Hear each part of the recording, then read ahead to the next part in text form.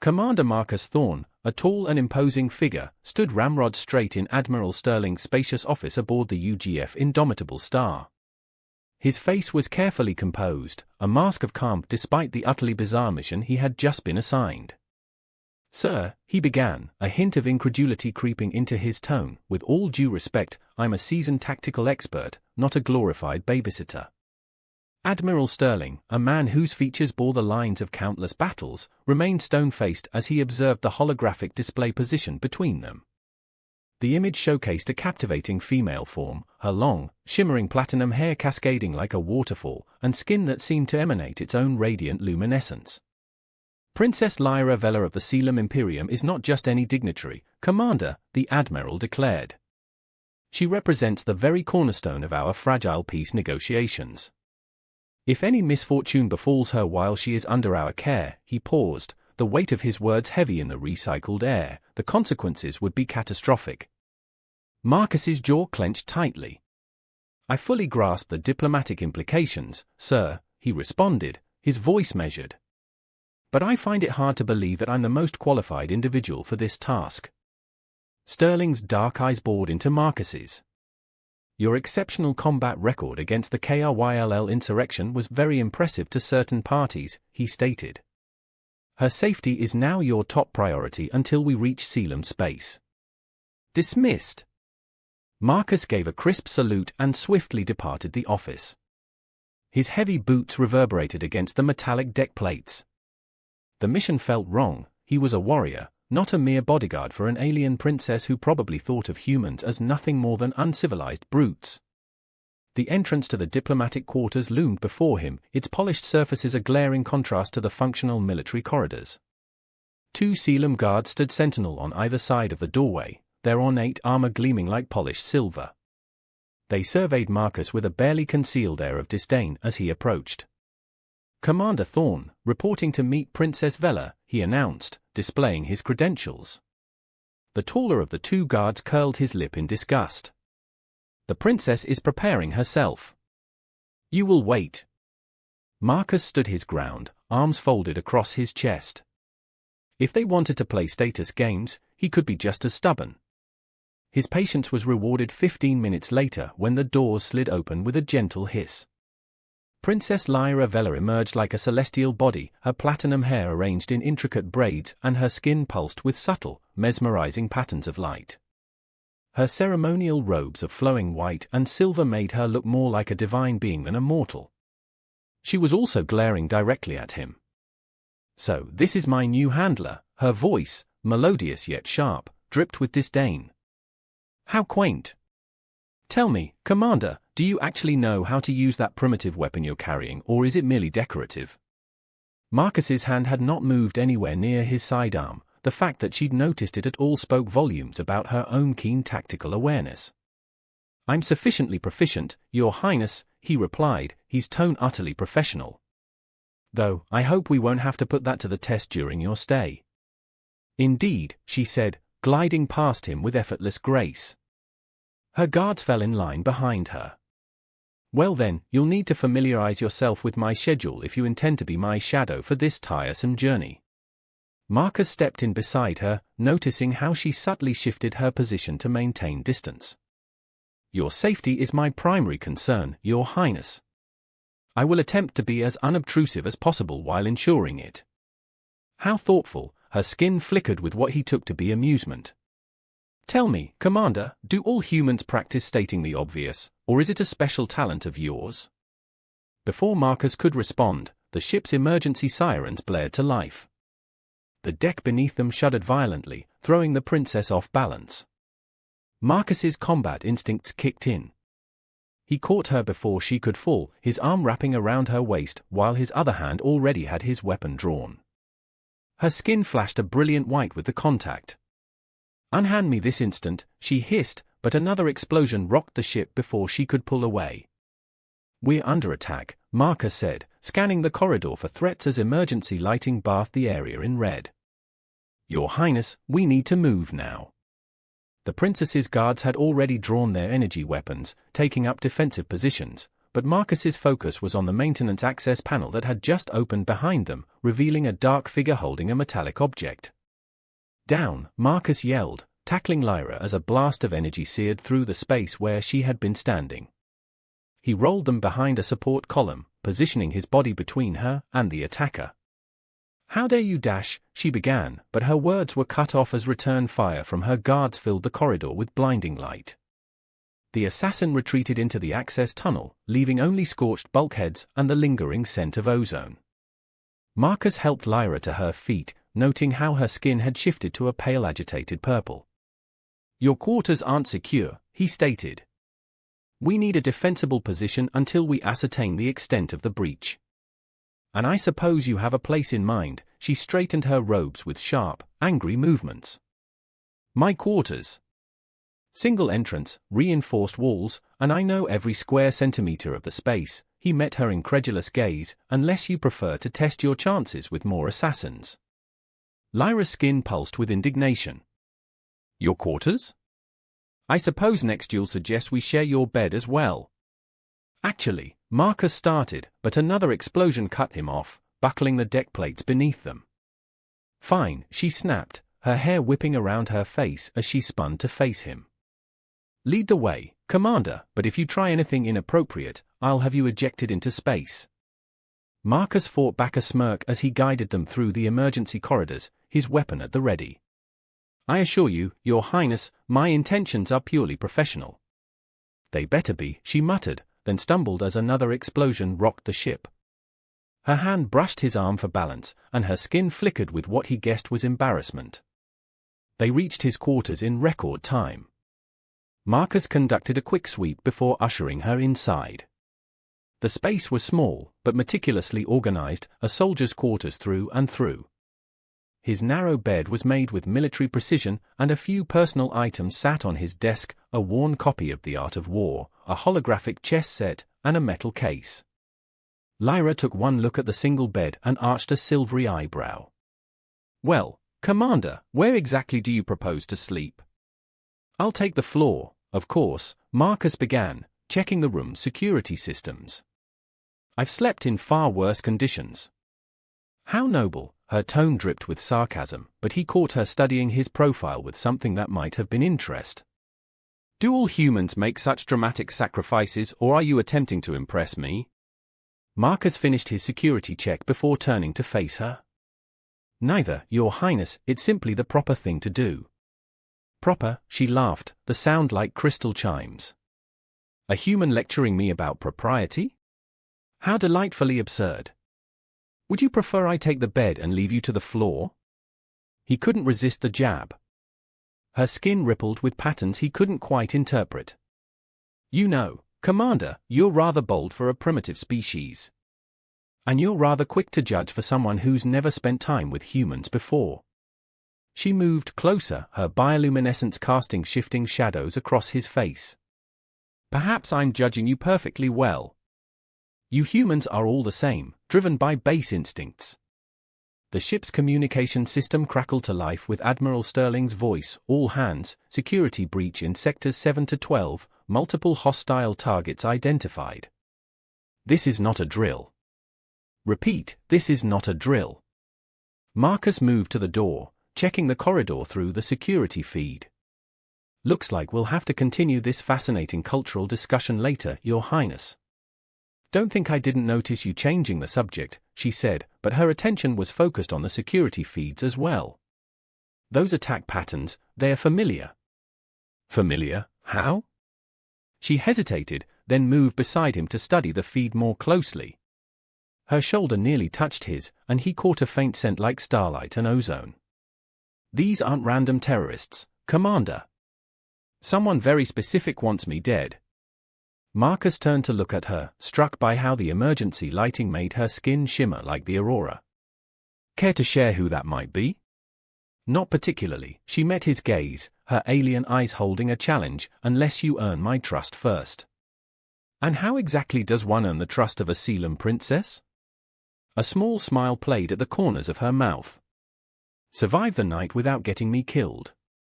That would be an excellent start." Their banter was abruptly silenced by the sound of heavy footsteps in the corridor outside. Marcus instinctively moved to shield Lyra, but she was already reaching for something concealed within her robes. "Your Highness," he whispered, "please tell me you're not carrying a weapon." "Of course, I am," she replied, producing a sleek energy pistol. "What kind of princess do you think I am?" Marcus stared at the weapon in her hand, momentarily caught off guard. "The kind who is full of surprises, apparently." "Oh, Commander," her lips curved into a knowing smile, "you have no idea." The footsteps grew closer. Marcus positioned himself near the door, signaling Lyra to take cover behind his desk. To his surprise, she moved with practiced grace, taking up a tactical position that suggested this wasn't her first firefight. "I thought Sealam royalty considered combat beneath them," he whispered. She gave him a look that could have melted steel. "We consider many things beneath us, Commander. Survival isn't one of them." The door security panel beeped. Someone was attempting to override the lock. Marcus readied his weapon, noting how Lyra's grip on her pistol mirrored his own stance. Maybe humans weren't the only ones with base instincts after all. "Your form needs work," she murmured, eyes fixed on the door. "My form is perfect. Your left elbow is too high. This isn't a dance lesson, Your Highness." No, her skin pulsed with what he was beginning to recognize as amusement, and here I thought we were getting along so well. The door lock sparked and Marcus tensed. "Stay behind me."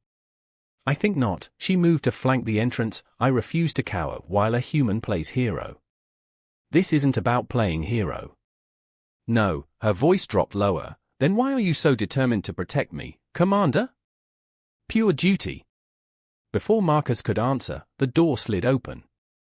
Two figures in stealth suits burst through, weapons raised. Marcus and Lyra moved in perfect synchronization. His shot took down the first intruder, while hers dropped the second. In the aftermath, they found themselves standing close, adrenaline coursing through their bodies. Lyra's skin was glowing brighter than ever, patterns swirling across her surface like cosmic storms. "Not bad," Marcus admitted, "for royalty." "Not bad yourself." She holstered her weapon with a flourish, "for a primitive." Their eyes met and something electric passed between them. Marcus found himself noticing how her bioluminescence created patterns that seemed to dance across her high cheekbones, and how her platinum hair caught the emergency lighting like strands of starlight. Lyra cleared her throat and stepped back, though her skin betrayed her with a flash of what might have been embarrassment. "We should secure these intruders and check their identifications." Already on it, Marcus moved to examine the fallen attackers, trying to ignore how the room felt colder with the distance between them. "Though I have to ask, where exactly were you hiding that weapon in those robes?" She made a sound that might have been a laugh. "Wouldn't you like to know, Commander?" "Professional curiosity only, Your Highness." Of course, she knelt beside him to examine the intruders, her robes brushing against his arm. "And I'm sure your elevated heart rate is purely professional as well." Marcus looked up sharply, but her expression was innocently focused on the task at hand. Only the subtle flickering of her skin gave away her amusement. "You can read human vital signs." Among other things, she glanced at him sideways. "Your species is remarkably transparent." As they secured the unconscious attackers, the ship's emergency systems continued to wail. Marcus activated his communicator. "Command, this is Commander Thorne. We have 2 hostiles subdued in my quarters. The princess is secure." Static crackled before Admiral Sterling's voice came through. "Good work, Commander. Keep her there. We have reports of more intruders. Engineering teams are working to restore full power." "Understood, sir." Marcus turned to find Lyra examining the attacker's equipment with professional interest. "These aren't standard weapons," she said, holding up one of the rifles. "The design is interesting." Careful with that, Marcus moved to take it from her, but she pulled it away. "I've been handling advanced weaponry since before you were born, Commander." "Really?" "Because you don't look a day over 300. Her skin rippled with unexpected mirth. Was that an attempt at humor? How charming. Though for future reference, commenting on a Sealam woman's age is considered quite forward. Marcus felt his ears warm. I'll keep that in mind. See that you do. She set the weapon down and stretched, her movements deliberately graceful. Now, about these sleeping arrangements. I already told you I'll take the floor. Don't be absurd, she gestured to the narrow bed. We're both adults, surely we can share a sleeping space without scandal. Marcus stared at her. I thought physical proximity to humans was beneath your people. Many things are beneath us, Commander. She moved closer, her voice dropping to a whisper, but sometimes we make exceptions. The air between them crackled with tension. Marcus found himself studying the intricate patterns of light beneath her skin, the way they seemed to pulse in rhythm with her breathing. A distant explosion shattered the moment. The deck lurched, sending them both stumbling. Marcus caught her instinctively, one arm around her waist. This time, she didn't immediately pull away. Your Highness, Lyra, she corrected softly, if we're going to be sharing quarters, you might as well use my name. Lyra, the name felt strange on his tongue, beautiful but strange. I'm Marcus. Her skin brightened at the sound of her name. Marcus, she tested it carefully, how unexpectedly pleasant. Another explosion rocked the ship, this one closer. We should prepare for more company, Marcus said reluctantly, releasing her. Yes, she agreed, though she seemed in no hurry to move away, though I must say, Commander Marcus Thorne, this evening has been far more entertaining than I anticipated. Being shot at counts as entertainment for you? No, her lips curved in a smile that made his pulse quicken, but watching you try so hard to maintain your professional distance certainly does. Before Marcus could respond, the lights flickered and died, plunging them into darkness. The only illumination came from Lyra's softly glowing skin. Well, she said, her voice tinged with both amusement and resignation, it seems we'll be spending this night much closer than either of us planned. In the bioluminescent light, Marcus could see her expression, a mixture of challenge and something else he couldn't quite read. Whatever happened next, one thing was certain, this assignment had just become far more complicated than he'd ever imagined. Welcome to the Indomitable Star, Your Highness, he muttered, I hope you enjoy impossible situations. Her answering laugh was like starlight given voice. Oh, Marcus, I'm beginning to think I might enjoy them very much indeed. The darkness in Marcus's quarters was never truly complete, not with Lyra's bioluminescent skin casting a soft, ethereal glow. He lay on his side at the edge of the narrow bed, hyper-aware of the princess's presence behind him. They'd arranged themselves back to back, a thin blanket serving as an improvised barrier between them. Your breathing is too measured, Lyra murmured into the darkness, you're clearly not asleep. Neither are you. How observant. He felt her shift slightly. Is this how all humans sleep, balanced on the edge like they might flee at any moment? Marcus adjusted his position, trying to maintain the precarious distance between them. Only when sharing quarters with royalty who could have them executed for impropriety. Her laugh vibrated through the mattress. Executed? Please. We're far more civilized than that. We'd simply have you disappeared. That's so much more comforting, I thought so. Another shift, and suddenly her platinum hair brushed against his shoulder. Though, I must admit, your quarters are warmer than I expected. Sealam metabolism runs rather cold. Marcus stiffened as he felt her move closer, presumably seeking warmth. Your Highness, we've already established you can use my name.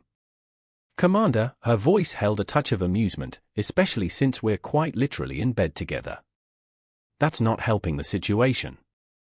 What situation? Her innocence was clearly feigned. I'm merely making an observation about thermodynamics. Marcus rolled his eyes in the darkness, though the effect was somewhat lost, given that she could probably sense his elevated heart rate. Get some rest, Lyra.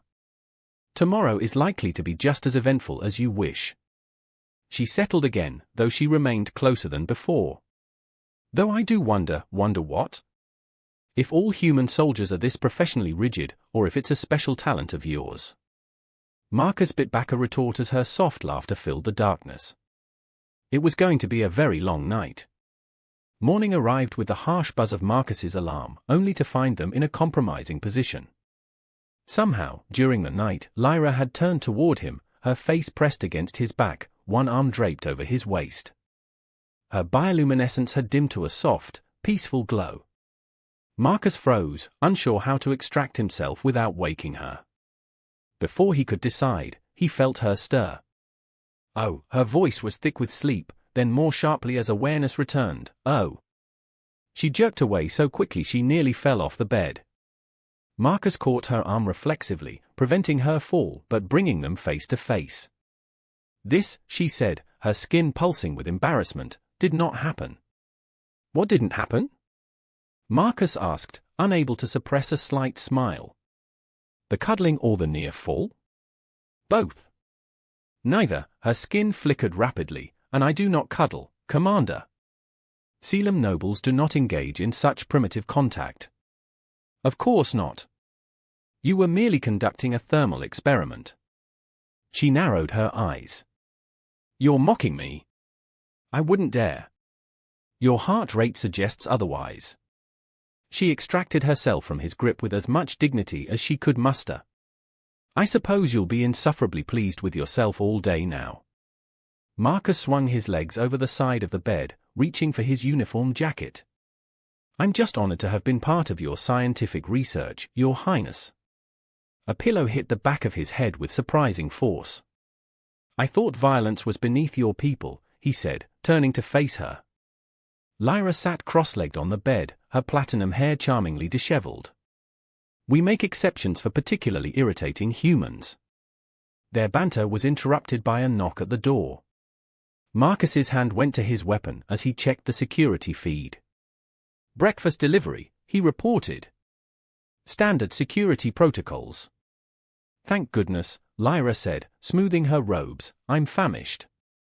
Though I warn you, if you've arranged for some primitive human sustenance, Marcus opened the door to reveal a hovering tray laden with traditional Sealam breakfast foods, crystalline fruits and something that looked like iridescent bread. You research Sealam cuisine? She couldn't quite hide her surprise. Part of the job, he accepted the tray, checking it for tampering before setting it down. Though I hope you don't mind if I stick to my primitive coffee. How do you take it? She asked, selecting a piece of crystalline fruit. Black. How appropriately austere, she watched him pour from his personal coffee maker. May I? Marcus paused. You want to try coffee? Pure scientific curiosity, her eye sparkled with mischief, unless you're afraid of sharing your cup with a superior being. He handed her the mug, watching as she took a delicate sip. Her face scrunched up immediately, skin flashing with displeasure. That's horrible, she thrust the cup back at him. How do you drink that? An acquired taste. He took a long, deliberate sip, enjoying her look of disgust. Like many things. Her expression softened slightly. Yes, I suppose they are. They settled into a strange routine over the next few days. Marcus would wake first, always finding Lyra had migrated closer during the night. Despite her protests, she'd pretend to be asleep until he pretended not to notice her extracting herself from whatever compromising position they'd ended up in. One evening, as Marcus reviewed security footage on his data pad, Lyra paced their small quarters like a caged star, her light pulsing with restless energy. If you're bored, Marcus said without looking up, you could help me analyze these feeds. I'm not bored, she continued pacing. I'm contemplating the diplomatic ramifications of being confined to a human's quarters. Aha, he glanced up, is that why you've been watching me remove my jacket for the past 5 minutes? Her skin flashed a brilliant white before settling into a flustered pattern. I was doing no such thing. I was merely observing human behavioral patterns. Right. He stretched deliberately, hiding a smile as her light flickered again. And what have you observed? That humans are insufferably smug. She moved closer, peering at his data pad. What are you looking for anyway? Marcus's expression turned serious. Patterns. The attack wasn't random. Someone had inside knowledge of ship operations, security rotations. You think there's a traitor aboard? She leaned over his shoulder, her hair brushing his cheek. I think there's more than one. He pulled up another feed. Look here. The power failure that trapped us in darkness. It shouldn't have been possible with the backup systems, unless someone deliberately disabled them. Her voice dropped lower. You know what this means. Yeah. He turned to face her, suddenly aware of how close they were. We can't trust anyone on the ship except each other. Her skin rippled with unexpected patterns. You trust me, Commander? Against my better judgment, he held her gaze. Do you trust me? She studied him for a long moment. Also against my better judgment. Neither moved away. Marcus found himself mesmerized by the play of light beneath her skin, the way it seemed to pulse in rhythm with her breathing. He could feel the coolness radiating from her body, smell that strange, intoxicating scent like starlight and ozone. Marcus, she said softly, using his first name for the first time since that first night, your heart rate is elevated again. Scientific observation. Professional concern, but her own light was pulsing faster. We should focus on the security feeds. We should, he agreed, not moving. A warning beep from the data pad shattered the moment. Marcus looked down to see another security anomaly flagged in the system. Someone's accessing restricted files in the ship's database, he said, professional focus returning. Looking for information about what? About you, he met her eyes again, all trace of flotation gone. They're after your diplomatic codes. With those, they could start a war. Her skin paled to a ghostly white. Marcus, if they access those codes, they won't. He stood, every inch the soldier now. I promise. Her answering smile was both bitter and fond. Don't make promises you can't keep, Commander. I never do. Days bled into nights, with each passing hour drawing them closer despite their mutual pretense of maintaining professional distance. Marcus noticed how Lyra would find excuses to touch him, a brush of fingers when passing data pads, leaning against him while reviewing security footage, even accidentally bumping into him in their cramped quarters. One evening, as ship's night approached, Marcus was removing his uniform jacket when he heard a sharp intake of breath behind him. Is there a problem, Your Highness? He asked, turning to find her staring. You're disrobing, her skin flickered rapidly through various patterns. Marcus paused, shirt half unbuttoned. I'm changing into sleep clothes, as I've done every night for the past week. Yes, but she seemed flustered. Must you do it so, deliberately? Deliberately? He couldn't help but smirk. How exactly does one accidentally change clothes? You know what I mean. She turned away, but not before he caught the bright flush of her bioluminescence. On Sealam, removing clothing in another's presence is considered intimate, even uniform jackets, especially formal attire. She risked a glance back at him. It's a sign of trust, vulnerability. Marcus considered this, then slowly finished removing his jacket. Well, I do trust you. The admission hung in the air between them. Lyra turned back fully, her expression unreadable, but her skin creating complex patterns he'd never seen before. You shouldn't, she said softly, trust me. I mean, I'm not what you think. And what do I think? He stepped closer, drawn by the vulnerability in her voice. That I'm just some spoiled princess. That I'm here for simple diplomatic reasons. Her light dimmed.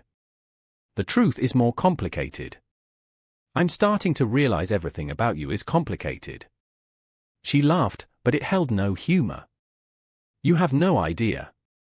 Then, abruptly changing the subject, your shoulder is injured. Marcus glanced at the old scar visible through his partially unbuttoned shirt. Training accident, years ago. Without warning, she reached out and traced the scar with cool fingers. Her touch sent electricity through his skin. Lyra, her fingers continued their exploration. I'm conducting a tactical assessment of my protector's battle readiness. Is that what we're calling it? Her eyes met his, filled with challenge and something darker. "Would you prefer I call it something else?" Their charged moment was interrupted by a sudden power fluctuation.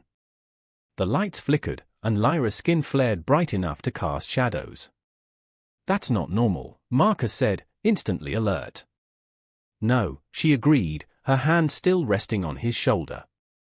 "My people's bioluminescence responds to emotional stress, but this," she looked down at her glowing skin in alarm.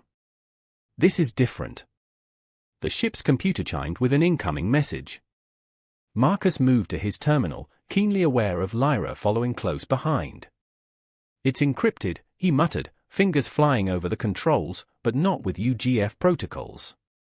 "Let me." Lyra leaned over him, her hair falling around them like a platinum curtain. "I recognize this pattern."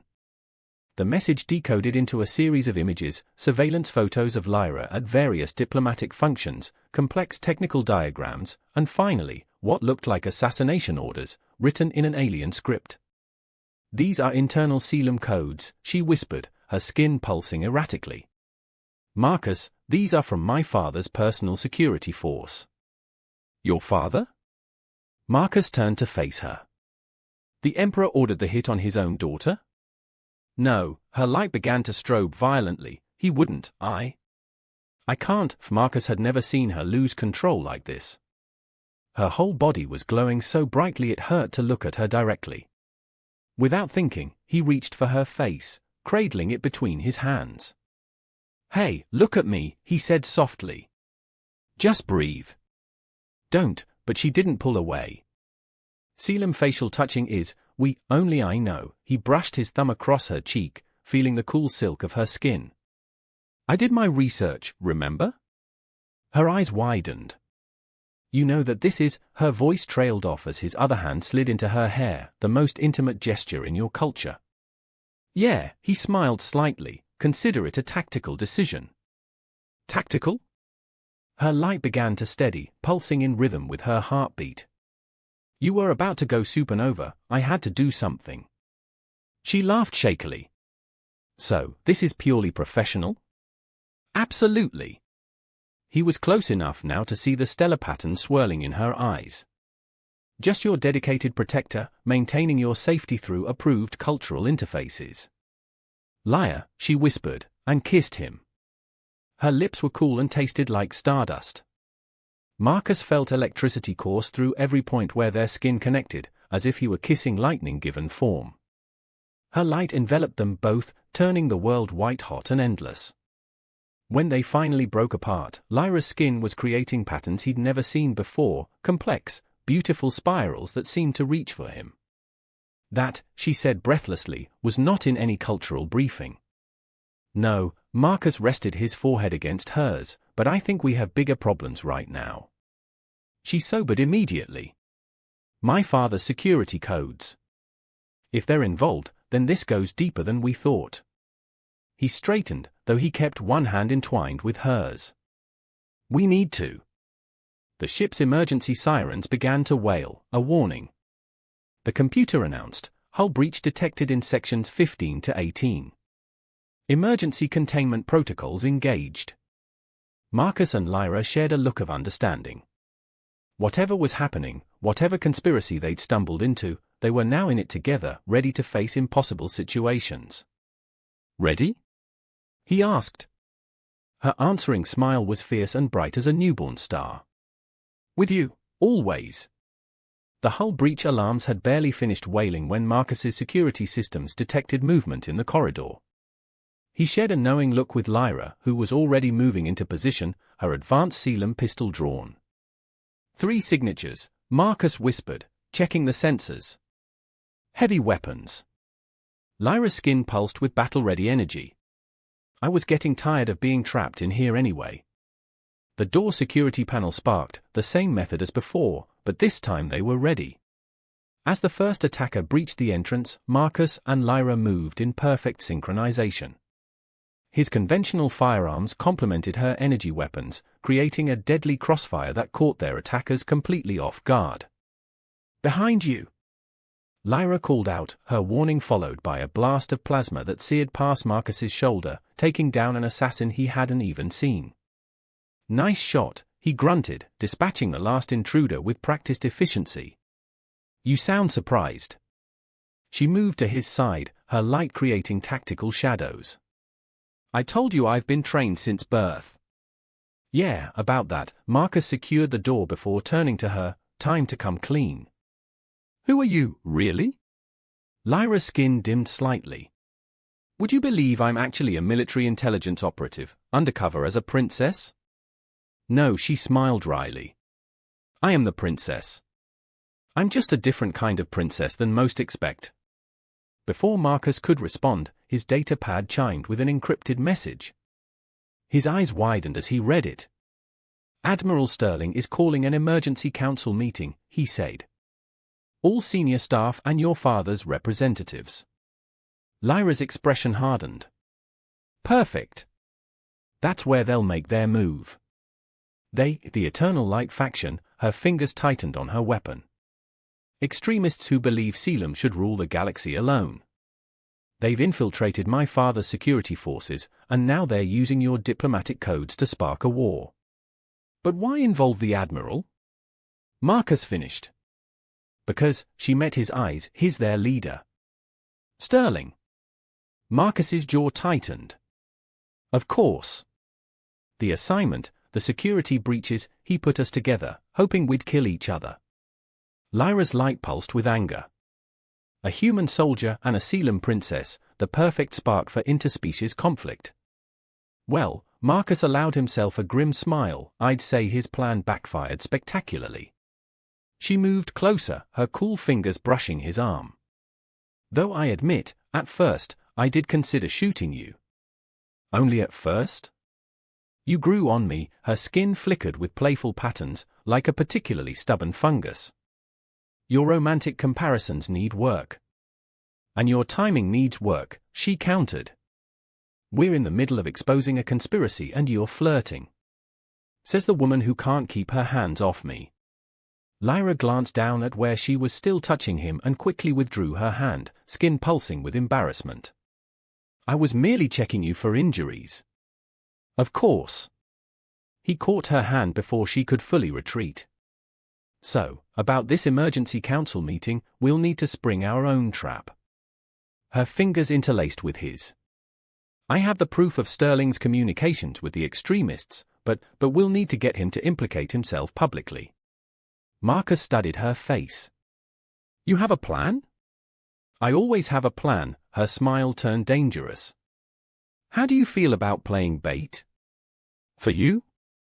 I'm starting to get used to it. Her expression softened momentarily.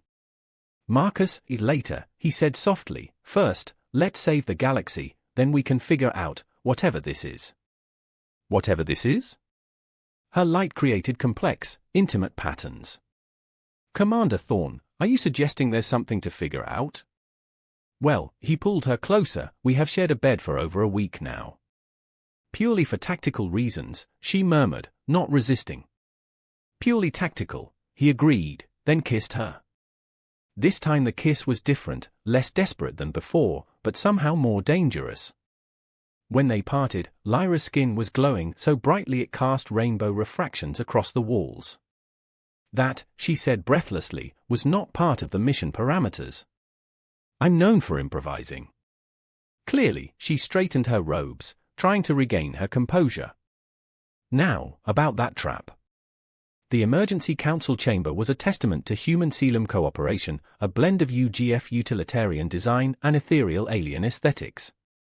Marcus entered first, playing the role of dutiful protector, as Lyra glided in behind him, every inch the haughty princess. Admiral Sterling stood at the head of the council table, flanked by two Selim security officers whose insignias marked them as members of the Emperor's personal guard. Princess Vela, Sterling's smile didn't reach his eyes, we were concerned for your safety during the breach.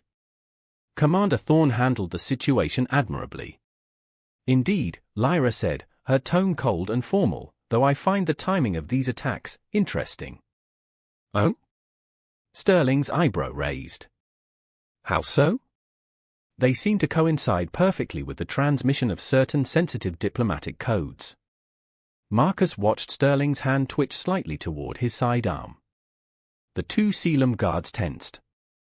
"Your Highness," Sterling's voice hardened, "perhaps we should discuss this in private." "I think not." Lyra's skin began to pulse with increasing brightness. "In fact, I believe everything should be discussed quite publicly." Commander Thorne activated the room's holographic display, projecting the encrypted communications they'd discovered. These messages were sent using the Admiral's personal authentication codes, orders for assassination, weapon smuggling, and lies. Sterling drew his weapon, but Marcus was faster. The Admiral found himself staring down the barrel of Marcus's sidearm.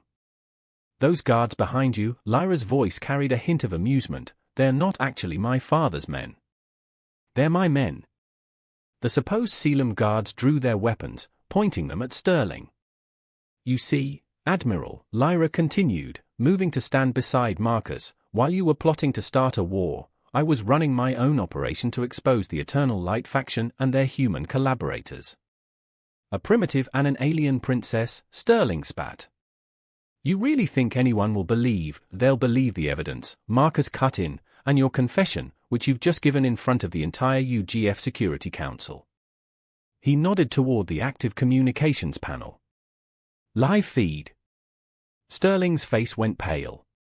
"Checkmate," Lyra said sweetly, her hand brushing Marcus's arm. "I believe humans call it checkmate." "I'm starting to think you've been playing us all from the beginning," Marcus murmured as security forces entered to take Sterling into custody.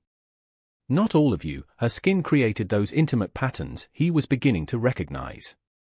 "Some things can't be faked, Commander. Like your snoring." "I do not snore," her light flared indignantly. "I emit gentle harmonic resonances during rest cycles. Whatever helps you sleep at night, Princess." After Sterling and his conspirators were secured, Marcus found himself alone with Lyra in one of the ship's observation lounges. The vast expanse of space stretched before them, stars glittering like scattered diamonds. "So," he said, watching her reflection in the transparent steel, "military intelligence, among other things." She turned to face him, her skin creating soft, intimate patterns in the dim light. "My father believed the best way to protect our people was to have eyes everywhere, even in his own security forces." "And now?" "Now, I return to Sealam." She stepped closer. "The question is, Commander Thorne, what will you do?" Marcus raised an eyebrow. "Is that an invitation?" "Perhaps," her light pulsed playfully, "though I should warn you, the position of Royal Protector is quite demanding. Constant proximity to the Princess, shared living quarters, sounds terrible." He closed the distance between them. "Almost as bad as being trapped in a tiny room together during an assassination attempt." "Much worse," she agreed, her cool fingers finding his.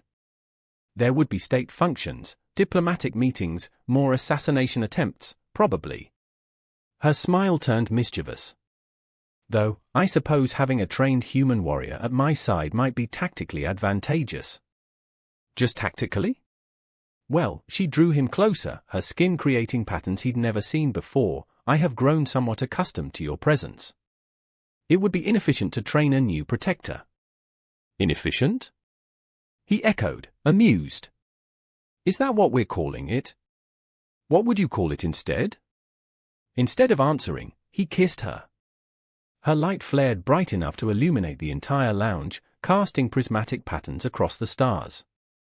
When they finally parted, Lyra's expression was both soft and challenging. "I should warn you, accepting this position would cause quite the scandal. A human and a Sealam princess, I thought you liked impossible situations?" "I'm starting to love them." She rested her forehead against his. "Is that a yes, Commander?" "On one condition," his lips quirked. "We get a bigger bed." Her answering laugh was like starlight-given voice, her light creating patterns that spoke of joy and promise and possibilities neither of them had imagined when this mission began. "I think that can be arranged," she whispered, and kissed him again as the indomitable star carried them toward their next impossible situation, together. Dear listeners, thank you for joining Marcus Thorne and Princess Lyra Vela on their journey from reluctant roommates to something far more extraordinary. Their story, while set among the stars, touches on something deeply human, the way unexpected circumstances can lead to the most meaningful connections. I'd love to hear your thoughts on this tale of interstellar romance and intrigue. What moment made you smile? Which scene had you on the edge of your seat? Did you have a favorite line of dialogue between our mismatched pair? Perhaps you have theories about what challenges await them on Selam. Every story lives through its listeners' ears, and yours are particularly valuable. Your comments and reactions help shape future tales and bring new perspectives to the ones already told. Whether you love the political intrigue, the action sequences, or just enjoyed hearing about two people from different worlds finding common ground, I want to hear about it. And if you're wondering about what happens next for Marcus and Lyra, well, the stars hold many more adventures. Sometimes the best stories are the ones we imagine together. So, please share your thoughts in the comments below. Let's keep this conversation going among the stars. P.S. And yes, we all know Lyra definitely snores, no matter what she claims about harmonic resonances.